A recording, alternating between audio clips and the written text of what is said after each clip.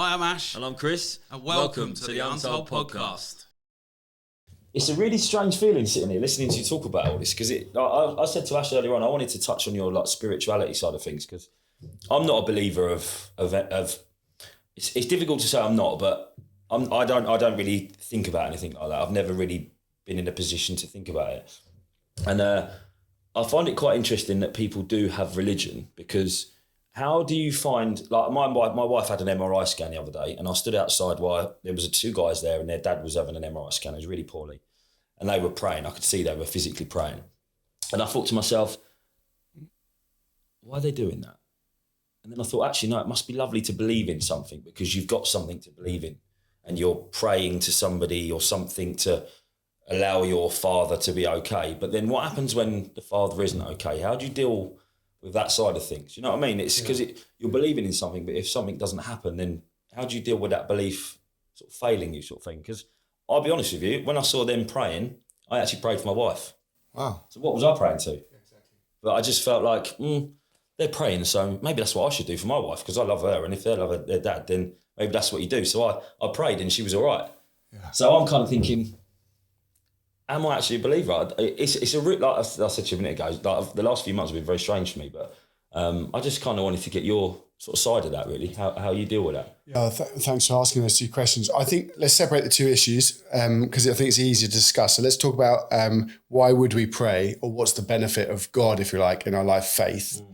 And then let's separate what happens when it doesn't work for you. Because I think if you put the two together, it can get confusing. So the first thing, like to your point, I was actually going to say to you, I don't believe, there's a guy called G.K. Chesterton. He says, if you believe in nothing, you actually believe in everything. And so the reality is we all have some belief. In fact, I would say, like, if you look at, you can go to some churches. So I'm a priest in the Church of England, and you can go to some churches, more like charismatic, the sort of American style bands and whatever, and you'll get a whole load of people with their hands in the air, hallelujah, glory.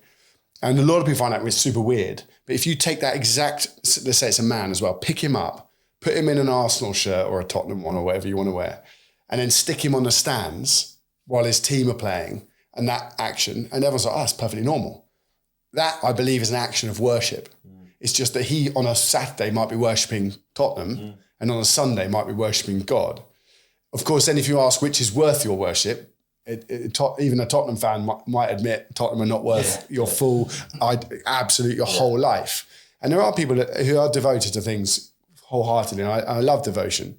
But I think that ultimately, my answer to why would we worship, why would we pray, why would I talk to God, my view is, A, he exists whether I want him to or not. So that's almost your point. It's like, well, other people are believing it. Why wouldn't I?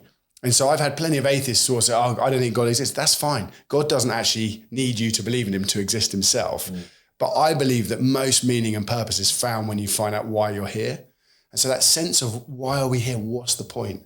Suddenly comes real when you start to find the answer to that. And I think that God plays the biggest part in that, because ultimately, if he is the creator, and also, by the way, when I say he, I don't really see him I definitely don't see him as a bearded man, but I think he is it's a kind of a word we use to help us understand. In Alcoholics Anonymous or NA, they talk about a higher power. It's the same idea, this idea that there is something greater beyond all of us that we can depend on and lean into. And that gives us purpose. It's a bit like sat nav on your phone. You don't have to use it. You can get where you want to go. If you know your route, you know your route. But I've never lived before, so I've never done this. I've never ever sat in a room with you guys before. So it's all new. Even though I pretend like, oh, I know what I'm doing, I have no idea what I'm doing. I don't know when we're going to finish, don't know what I'm doing. I might trip up on the way out. I don't know what's going to happen.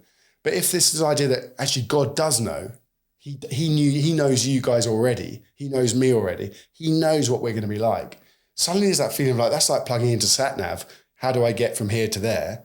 And the sat-nav as well, you've got a few options. Here's the good one and here's the fastest one. So, oh, that's handy. So I see God often a bit like that in terms of like, just what's the best way to live my life? How do I know? I don't. So who knows? He knows. He created life. But then to go to my point, which I've been emphasizing about outside, that's one of the reasons I think nature is so beautiful, because I think God created nature. So when I look at nature, a field even, let's say a woodland or the sea or a mountain, those images, they're almost untouched by humans in many areas. So it does something to us where it reconnects us with this, like, I'm not actually in charge. And every person on this earth, no matter how important they are, they're going to die. Whatever the president of the United States or the president of Russia or whoever it is, whatever they think of themselves, they're going to be dead soon. And they'll be forgotten quite soon. I wonder if you know the name, a quick test for you and any listeners. Do you know the name of your great-great-grandfather or grandmother? I don't. Do you know where they lived? Maybe an area, a town. Do I know where they met? What their favourite colour was or first car, whatever it would be? No. So that's quite frightening because, and say some listener does know, great, what about your great-great-grand? It doesn't take long before you're like, I'm going to be forgotten by my own children's children. There's a big post on social media at the moment, isn't it? It's about people just pushing themselves out their comfort zones and saying in 100 years nobody's going to know who you were, somebody else is going to live in your house, right? Somebody's going to all drive the things you say now are like primary. So this goes back to my point earlier about taking myself from the center of the story, thinking I'm super important, I know everything, to actually saying I don't know that much. I'm not really that special in terms of like the great scheme of things. So actually, if God is permanent, if God is constant, if he is the higher power, why would I not want to tap into that and find my true meaning, find my true purpose? And also, I feel like it's like coming home, you feel loved. But obviously, religion is not shown like that. Religion is often shown as a bunch of rules to dominate you so that you can be either controlled, suppressed, or minimized. And I think the minimizing is maybe helpful. It's like nice to not feel that I'm the most special person here. It's nice to recognize that I've made mistakes. You should say sorry for them. But I think that's a real difference between what I would say is faith and religion. I very, very, very rarely say I'm religious. I normally always say I have a faith because I think they're different. So if you take that one aside and then just go quickly to your unanswered prayer, I think you're totally right that those guys are praying for their dad in hospital and hopefully he's fine, but he might not be. You said a quick prayer for your wife. Unfortunately, she was. Whether the prayer was answered or whether you hadn't prayed it, which I don't know about that. And also, I don't really think it's like gambling where you put like hedge it, let's put a bit on red and a bit on black and hope for the best. For me, that doesn't really work. For me, the process of prayer is still that surrender of saying, I'm not in charge here and I can't control this at all, but I do hope and depend on something bigger happening. And I want the best for my wife. And so I would pray for that reason. And then the final thing is if it goes wrong, which is the tragedy of many people's lives, like why does God allow suffering? That's a super hard question to answer. And most of the time the answers are rubbish because like a child dies. Why did God allow that? It's a really difficult question. I don't believe in some ways there are answers. The only way I understand it is as soon as God starts controlling. So say I have a child who's sick. He heals that child, 3-year-old. Oh, phew, thanks very much. So now I have a 5-year-old who's sick as well. Can you heal that one? Yeah, 5, 6, 7, 8, 9, 10. How old do we need to get before it's like, well, no, now you can let them go. So God has to kind of get going until we're about 80. And then there's that feeling of like, okay, well, if he's going to heal them of cancer, what about something a bit less serious? I don't know, like frequent migraines, really bad migraines. Can you heal that as well? And if it's migraines, what about just headaches, just normal ones? And so then you end up with God basically just doing all the jobs in our lives, fixing everything. And to your point earlier, actually, as hard as this sounds, if God starts fixing everything and making it perfect, then what kind of life have we got where there's no suffering, which connects us, challenges us, changes us, but also God just sort of does it. So we just wait. It's a bit Truman Show, isn't it? Where, do you remember, you're walking around in this world that you're not really doing anything. God's sorting it all out and you just do your bit and he fixes it. So I think that's the only way I understand that suffering has to be in the world. There has to be some pain, as hard as it is. But there's a great thing called the Alpha course, if you've ever seen. It's like a question mark on a red background called Alpha. And they have a really good conversation around this, around why does God allow suffering? And I think like 28 million people have done that course who find answers like, that's helpful, thank you. But what I love is having a conversation. We've got to talk about it. It's not taboo. And also, I don't think there's any right answer. What I've said is there's plenty of people who disagree with me. That's fine as well. I feel that, and I've learned this a lot the last sort of 6 months, is that we need the dark days. We need them. And you have to learn to be able to be mental resilience. Mental resilience is a big thing that I'm sort of, okay, that, like you said earlier, that happened. Oh my God. Victim mindset is a thing. It's a real thing. And I always thought that I had a positive mindset until my wife said to me the other day, she goes, can you give me something positive that happened today? And I was like, shit. Yeah. Like, wow. And I think that I cherish these dark days. I cherish the dark moments because they build us resilience. Someone once said to me, he said, imagine an elastic band and you fling an elastic band The further you stretch that band, the further it's going to fly. Think of that as the dark days, the hard times. The more you're testing, it's preparing you to go further in the future. That's what I think. It's super helpful. And also I'd add one more thing, that I like you more because of your dark days. There's something around human connection that happens in pain.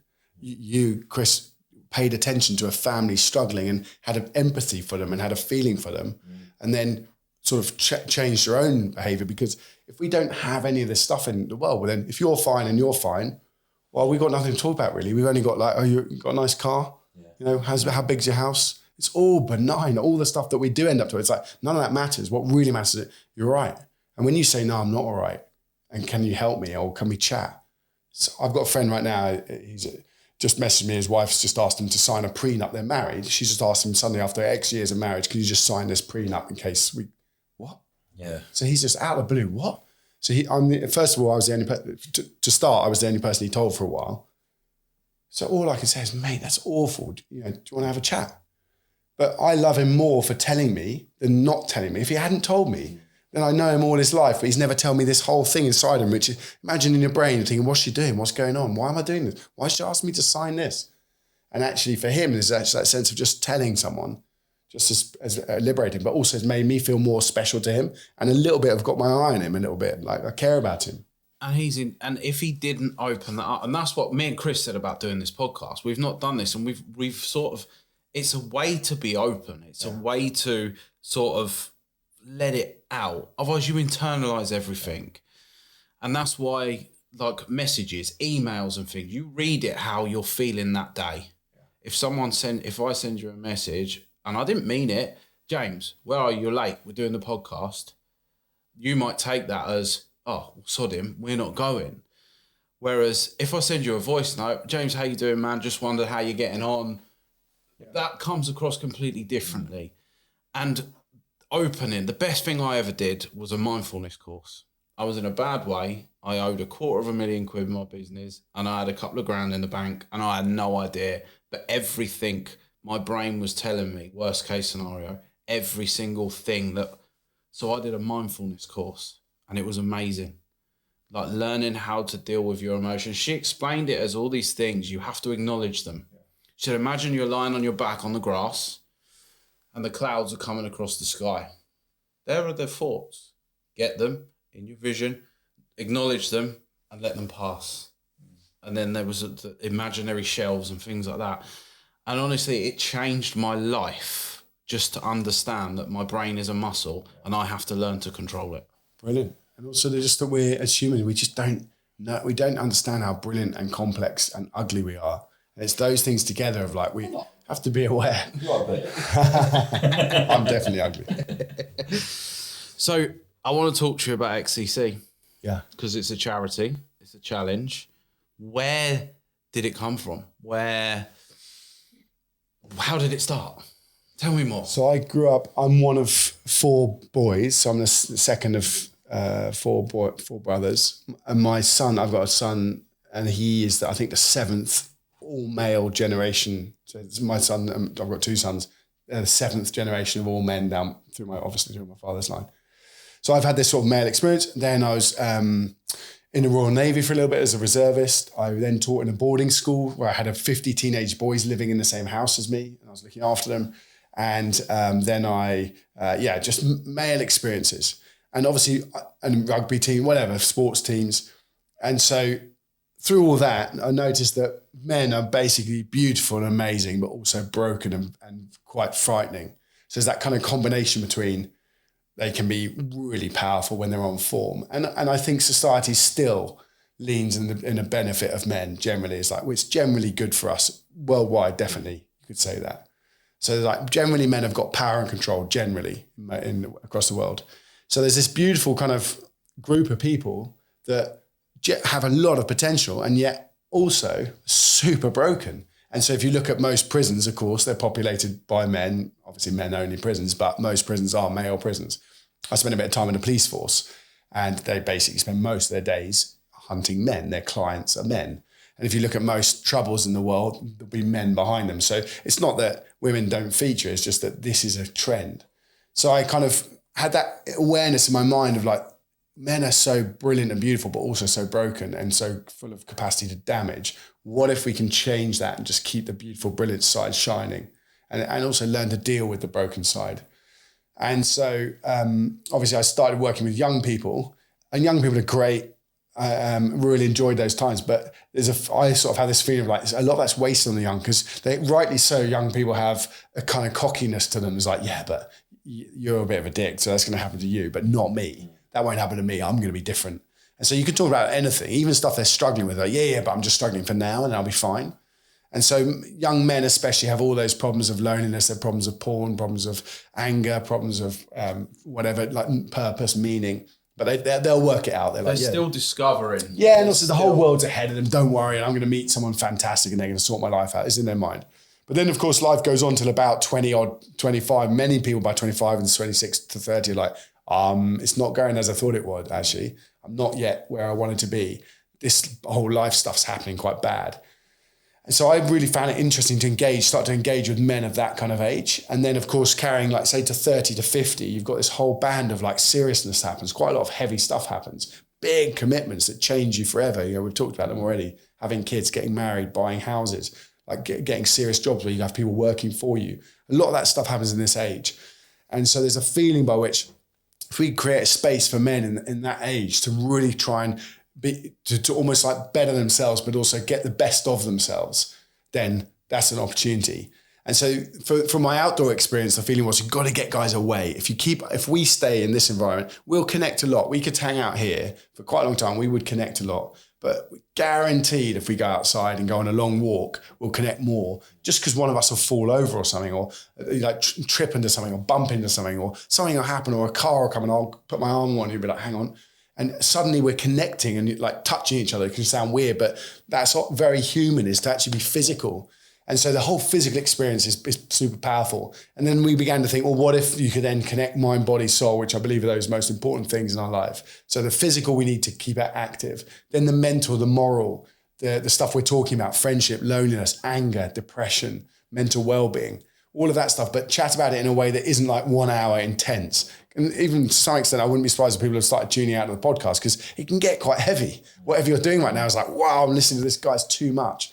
And so, whereas if we can have this conversation slowly over 4 days, I can slow down a bit.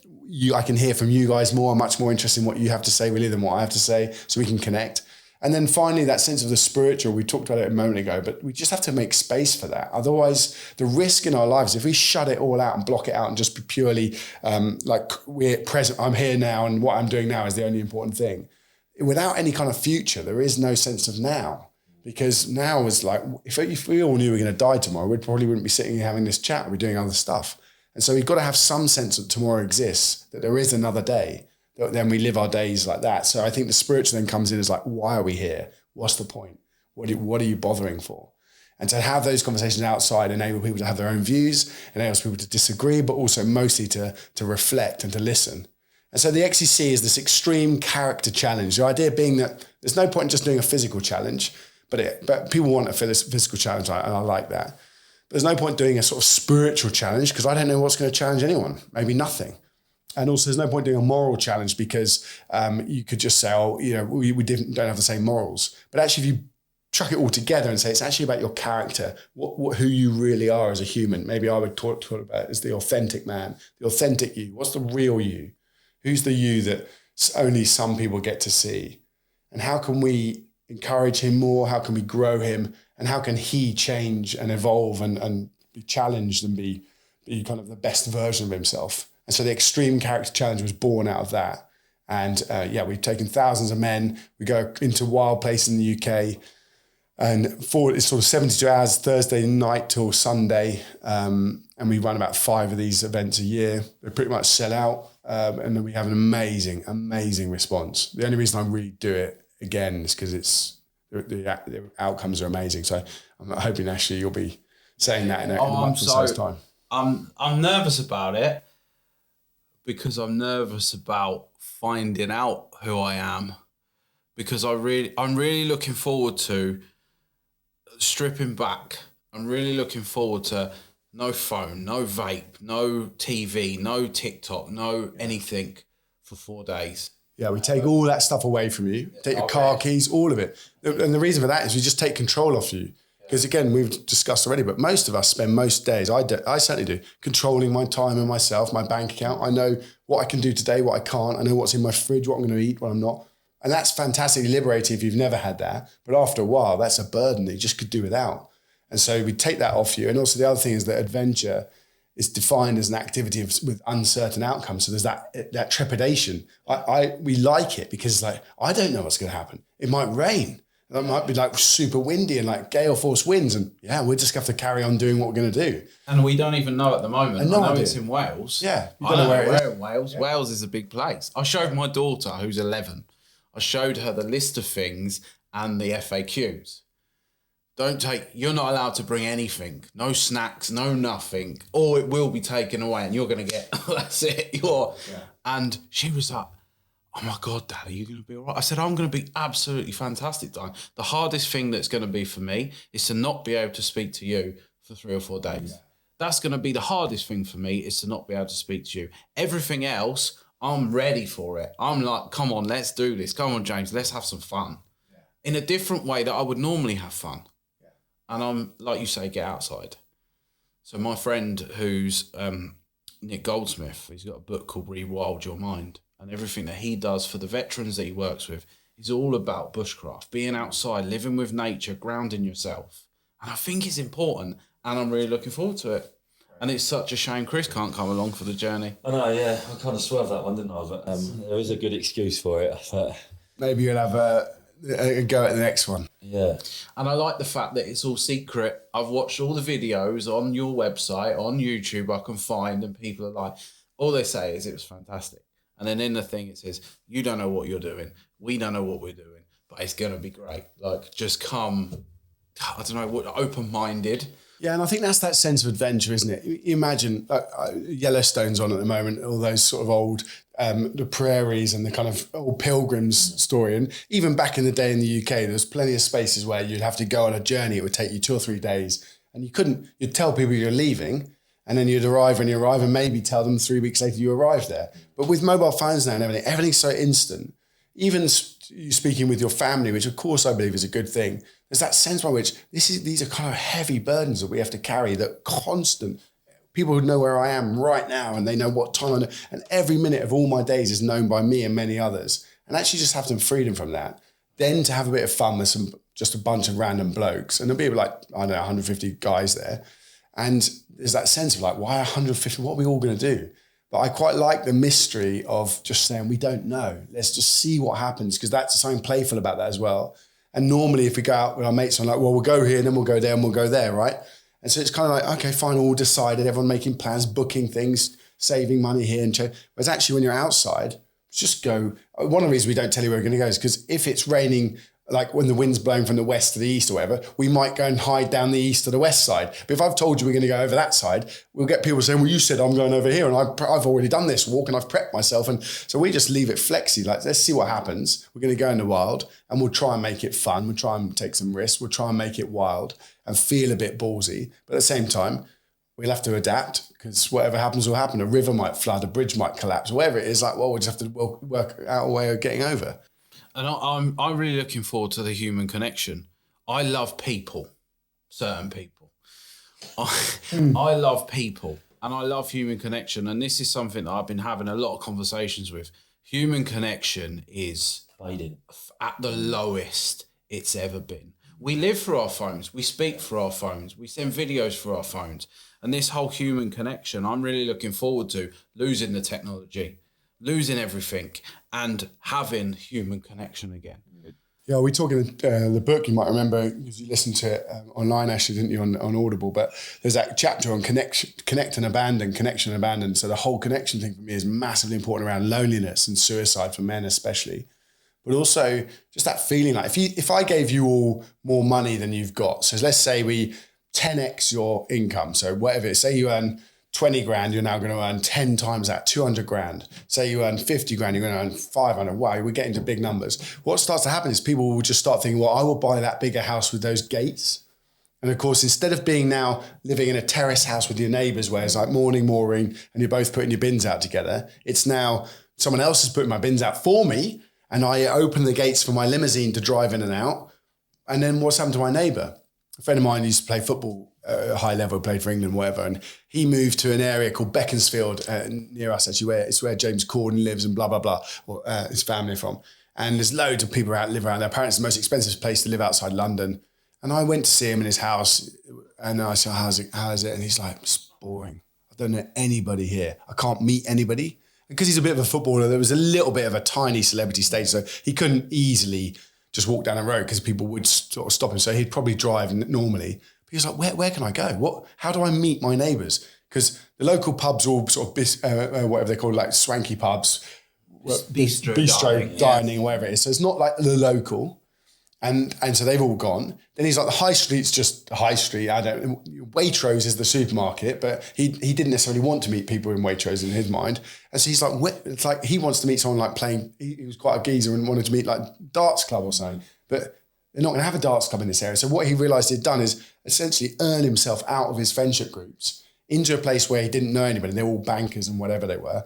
And he was like, they were all 20 or 30 years older than me. And none of us, I've never met them. I waved once to my neighbour across the road. That was it. Yeah. And so it made me really think at that moment. I remember standing thinking, careful what you wish for, James. Careful that you don't wish yourself into this kind of disconnected world. And that's what I love about the Irish. I've got a couple of friends in Ireland and they live on a place, it's called Mill Street. It's a road, there's pubs on it. No matter what time of day, you can walk in that pub and you can have a pint or a lemonade and you'll have a conversation with a bloke sitting at the bar next to you. Hello, mate. How you doing? What you been up to this week? And they just talk. And the community on this street, the plasterer knows it, the electrician, they all help. Oh, mate, I need you to borrow your van. Can I borrow your van? Yeah, no worries. I'll be there in half an hour. I've been over there before. He's like, right, we've got to go here to get a wardrobe out of their top floor. Take it here for them.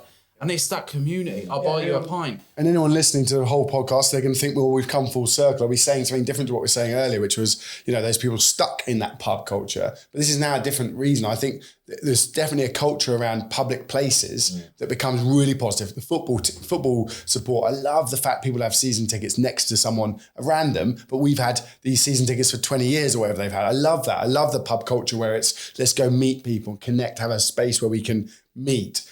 It's what we were talking about earlier was that sense of like, I just go to the pub to drown my sorrows. And when everyone's gone home, I'm still the one there because I don't want to get involved in my life. So slightly different context there. But I love that. I think that's fantastic. It kind of takes you back to the COVID time, doesn't it? When we're all outside the houses, hitting pots and pans and stuff. And you were sitting outside with your neighbours and you're all connecting with people that you'd never... I've lived on my street for 10 years and I hadn't spoken to probably 99% of my neighbours. And for 3 months... all I did was speak to my neighbours and we all loved each other. And then as soon as the pots and pans went back in the cupboards, you're all taught to, it's suppression, isn't it? We're all taught to hate each other and, nobody wants to say hello in the street. And it is, I expect the XCC is becoming very popular because you are losing the community side of things every single day. The pressures are on your shoulders as a man. And, it's this stag do thing, isn't it? When you go on a stag do, women go, why are they acting like that? Why are they laughing and joking and pouring beer over each other? It's because that kind of caveman, adventurous, wanting to have fun sort of comes out of you, doesn't it? And I don't think females can really understand why men are like that, but it's just, I feel like it's a natural thing when you get with your friends. You let your guards down. It's the camaraderie, isn't it? And also, ultimately, we are a bit silly. Yeah. So it's just like, sometimes we're just a bit dumb. And I agree, it's hard to explain. Most men tend to sort of get it, even if they don't like it. And I also have a lot of empathy for guys like, I don't really like people pouring beer all over each other. I also get that. But I think that even those men, I understand, I sort of get why it's happening. Whereas I agree that a lot of women would look at it, I just don't understand this at all. But to go back a tiny section, I think it's exactly the link I was going to make between COVID and XCC is that XCC, we call it a reset or a restart. And that's what COVID was. The sadness, of course, apart from the hideousness of the whole experience, is that all those things we promised to do, how quickly did I forget my neighbours? How quickly have I moved away from community back into online on in my head or whatever, away from cooking with my family? Like, this is great, actually. We're gonna start ordering from the local milkman every day and to actually just go to Tesco is much easier. And so I think the XCC often does provide that reset of like what's important. And just to go again 5 steps back, actually, in terms of your daughter asking, like even the food thing. One of the reasons we say to guys, don't bring any food, we'll sort it, is because a lot of people don't know what they really need to eat and also what's good for them. And I've got a mate, all his life, he's had a Mars bar every day. He's super fit and healthy, nothing really on that front. But he just likes Mars bars. He says it has one every day. But any day that he can't get hold of one by about 6 o'clock, hasn't had one, he starts to get a bit twitchy, like I haven't had my Mars bar today. And so one really good thing for him is just 1 or 2 days without your Mars bar, realizing you don't really need your Mars bar, do you? It's just a habit. Behave it. It's kind of innocent. Vaping is a kind of similar one. It's like, you're going to stick this in your mouth every day that you've got it. What if you haven't got it? You'll just start to be like, well, I can't live without that. And then suddenly it's like, oh, I did. I just did. Well, they say it's about 3 days, isn't it? It's about 3 days to sort of break a habit. I think they say it's like 28 days to break a habit in terms of like kick it. But I think the 3 days, the reset, 3 days there's a reset of your brain, which is why they're 3 day often fast, 3 day water fast, 3 day. And so the reality around those 3 days, your brain says, I can do this. So then you'll come home and still want to vape, but then you've got a choice to be like, I'm going to stop that. And 28 days later, you'll stop the cravings. And so I think that's the challenge of those 3 days away. Just create space. I can't wait. I really want to do it now. I might see if I can get my wife's appointment cancelled. Moved. Yeah. Before we wrap this up, James, so just sort of a little bit. For men listening right now who can't jump on an XCC, what's the one practice that you would say they could start tomorrow to take more responsibility in their life? Well, one thing. It's a hard one, that, because I bet there's 100. Yeah, the first thing I'd say is like, do an audit. If there's one thing you should do, then it's audit your life and just work. By that I mean 2 columns. What do you like about yourself right now, and what do you dislike about yourself? And the stuff you like, hopefully the lists are reasonably balanced. The first thing will be many people won't be able to write one or the other. The sad one is you can't write anything that you like about yourself. Too many men could write a load of stuff that they're brilliant at and very few things they're bad at. But let's just have it say there's stuff I like and stuff I dislike. Just looking at the stuff I like, thinking, how can I do more of that? And the stuff you dislike, how can I do less of that? And that, I think, will be the trigger for any kind of change. Like, why don't I just do this? And I can see it on a piece of paper in front of me.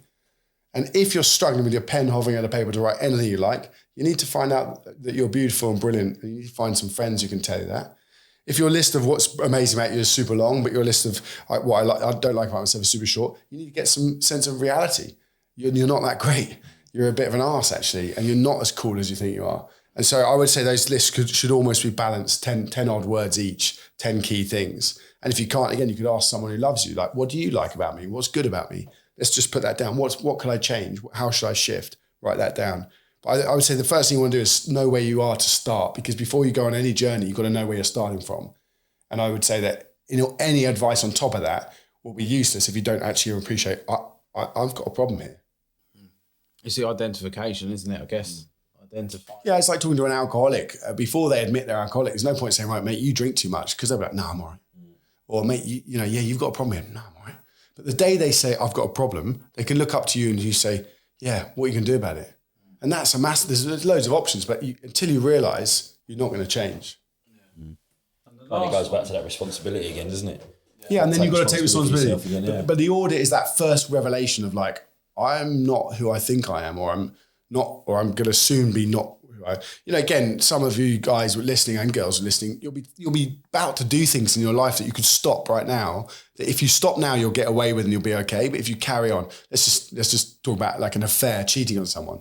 There'll be plenty of people listening who've got half an eye on someone that they shouldn't have half an eye on. Let's keep it for men just for now. They say there's a bloke out there looking at a girl and he's married and he shouldn't be looking at that girl and you shouldn't be thinking about texting her. And you shouldn't have got a number off your mate and you shouldn't have asked her about that thing that's okay to ask about that. Like, oh, who do you have doing this? Just information. But the guy will be there sitting thinking about that thing. And if he stops today, he'll save himself. But the problem will be he won't stop today because he won't do this audit. He'll carry on thinking, I'm all right, I'm not going to do anything. I know myself. And then in 3 years' time, he'll look back and say, my marriage is done. My kids hate me. I'm shacked up with this girl, but it turned out she didn't really like me, or she was actually annoying and as bad as my wife anyway, because that tends to be the things like we're all about the same. And he might look back in 3 years and think, I wish I just hadn't had that first contact. And so many of us will make those decisions so often. We're like, what am I doing? Prioritize the things that I want in my life and the things I don't want, and then work hard to keep myself on that list. Yeah. No, I like that. What advice would you give a father who wants to raise a boy into a man with integrity and resilience? That's a great question, a big one. The first bit of advice is very much linked to what I've literally just said. They say the best way to love your children is to love their mum. So that's for us men. Obviously for women it'd be to love their dad. So whether you're together or not, it might be too late for many people, like, well, I can't, we've split up. But the best way to love your children is to love their mum. So it's the first challenge I would have for any parent. What your kids ultimately want you to be is in harmony with the other most important person in their life. I'd almost challenge anybody in any context to say that's not true. Most kids would be like, if you two could just have some peace, and let's assume they're together, and you could have some love, that kid feels so safe, so secure, so known, so accepted. So the first thing I would say for all parents is love each other, prioritize each other as parents. But then in terms of a father raising a son, I think there's a combination of two things that are held in tension. And I would say one is like teach them challenge, teach them risk, and then tell them and back them up. Go for it. I'm here. I'm going to watch you. I'm going to support you. I'm going to make it. Don't set them up for failure. Don't set them up on that rope swing where they're not is crap and they're going to end up in the drink and like, you see guys like that. It's like, what are you doing? Like using your kid as your little bully playmate. Have you not grown up out of the playground? Did someone bully you and now you're bullying an 8-year-old? So that it's not that, but it's like, but then don't tie the knots all for them and do it. Or I've set you up a rope swing and now come must do it. It's not that either. It's that middle ground of saying, right, do you fancy a rope swing? Do you reckon you could tie that? Can you climb up there? Do you reckon you could climb all the way up there? Okay, well, I'll tell you what, I'll watch you. I'm going to stand here. I'm a bit nervous about this bit. Or if you can't, you can just call me at any time. I'll be here. And then tie that knot. What have you done there? Well, wrap it around 5 more times then. That's what I would do. It's that kind of chat of like, help. And then, yeah, you did it. There's that sense of adventure. And then balance with that, it was back to our conversation earlier, I would say for any man with a son is also teach him to know his own heart. Teach him to be able to cry, not like anything like, it's raining on my birthday, I'm crying. I've got a flat tire on my bike, I'm crying. We don't want that kind of collapsing. But we do want to have young men who know it's okay to express their emotion, but also what are your emotions? And to be vulnerable. Yeah, what were you even thinking right now? Why is that funny? Also, why is that sad? I've got a 15-year-old and he tells the most hideous jokes, as most 15-year-olds do. I mean, really, anything in society that's taboo, he's got a joke about it. And I cannot even begin to repeat them in recording because I'd get cancelled in seconds. That's the jokes he's got. And a lot of it's just light touch. A lot of it is just him testing this sense of like, I'm not allowed to say any of this, am I really? And the answer is no, you're not. And so that's why you're getting great pleasure out of saying it. But occasionally, I'll challenge on something like, why is that so offensive? Just testing. Do you get it? And can you understand that? Why that would be really offensive for this person if they're in that situation? And it's that 15-year-old brain, which is like an animal, like a monkey, really. Sometimes like leave it, he's just having a laugh. But other times just a check of, are you okay on that? Why is that so wrong? Or why would that person ask you to do that? Why do you think they're asking you to do that? It's because they care, isn't it? It's because they've got a different view. That's right. So trying to help them understand that empathy so that we don't grow up men who are just either one tough, like adventurous, wild, total don't care about the consequences, or I don't want to have a whole bunch of men that only care about consequences and feelings and can't have a little adventure. We don't want this risk-adverse kid who stay safe. The COVID motto is like their mantra for life. I don't think it's a great mantra. It's okay. It's not bad advice, but I would say we should be thinking about people's well-being. And some of my well-being is for me to take risks. I need to be allowed to be risky. And stay safe says, no, stay at home. Sit on your sofa. That's why you stay safe. Bad advice in most contexts. Of course, I'm not saying be reckless, but I am saying safety isn't the number one importance in things. Like a penknife, a great example, playing with fire. Kids should be allowed to play with fire. Have they lit a fire recently? Do they know how to open and close a knife and sharpen something? Like, go for it. It's dangerous. You might cut yourself. You've got to have a go. And obviously the risk here for many men is they'll feel like, I want to tell them that, but my wife or Mrs., she's always saying no to that sort of stuff. And that's, again, a marriage conversation to say, well, the partners, like, have a chat, work it out. At some point, they need to embrace some kind of danger. Maybe it's too young because they are only 3 and you've given them their first Swiss Army knife. Maybe that is too young, fair enough. But at what age are we going to allow them to start doing this? When can they play with fire? What does it look like to make that safe? Because if we don't teach them and then they get to 16, 17, 18, I mean, you guys, you certainly know, Ash, but also anyone working in the trades knows, well, then they come out, they're totally useless, literally can't do anything. Like, but you've not done a thing in your life. Yeah, I think there's a fine line at the moment, isn't there, between helping them, like you said, not setting them up to fail, but allowing them to fail and make their own mistakes. By learning that person in the playground, you might get bullied. You are going to have hard days. It isn't all unicorn and rainbows. And setting them up for that, because life is full of that. No matter where you are in your life, you're going to face challenges. And I think that is what you've said is really important, that we have to help them. Not do it for them, but let them do it and say, I would do it like that. Yeah. This is how and let them learn their own way. I feel that's a really important thing. One final thing, if I can add, especially for teenage boys that get a bit older, another thing it's not trendy in society anymore, but I would say teach them about delayed gratification. And if you have to teach yourself while you're doing it, teach yourself that. That's the idea that you wait for something that you could have now, because having it tomorrow might actually be better for you. Like, say, a new car, but it could also be that girlfriend, or it could also be that night out with the mates, or that, again, you look on Instagram now, and if you're not in Mykonos every summer, you're a loser. So if in my mind, when I grew up, that used to be like 20-year-old guys would go there. Then they got to drop down like school leavers. Now it's dropped down like 16-year-olds. Then it goes down like, well, when you're about 14, 15, isn't it time to go off on my first overnight with my girlfriend? My argument would be, let your kids be kids and extend that delayed thing of like, you don't have to have it today. Why don't you wait till tomorrow? If you still want it tomorrow, let's have a chat. If you still want it the next day, maybe let's have a chat then. And we've done that a lot with our kids. And actually, most of the time you realize they go off the fad, they change, but also that delay process means they appreciate it when they eventually do get it more. But if they have it straight away, everything they want right now, the risk is they've got no sense of resilience, but no sense to wait for anything. And they know about multiple messes later in life. And if you think about relationships, if you can't commit and wait and think about it, especially things like having kids, just start to be like, yeah, just have them now. Let's just have a kid. We want a kid. We want a puppy. Let's get a puppy. Hang on a second. All of this requires massive of responsibility. How's that going to work for you? And I think teaching teenagers delayed gratification is a gift to them, but it's super uncool. I love that. We've got so much value in this, and I reckon that little bit at the end, because I am that person.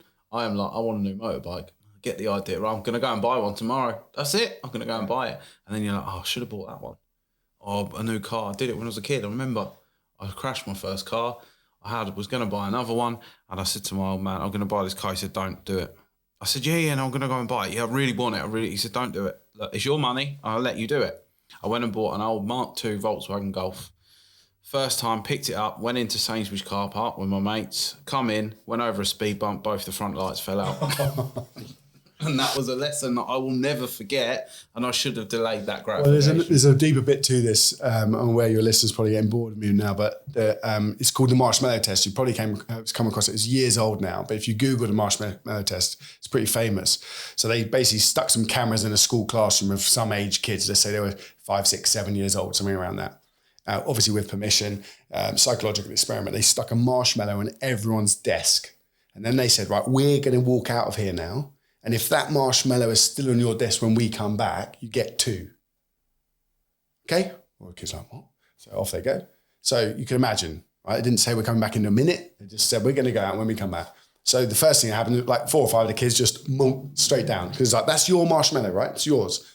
But if it's there when you get back, you get 2. So loads of kids start wolfing them down.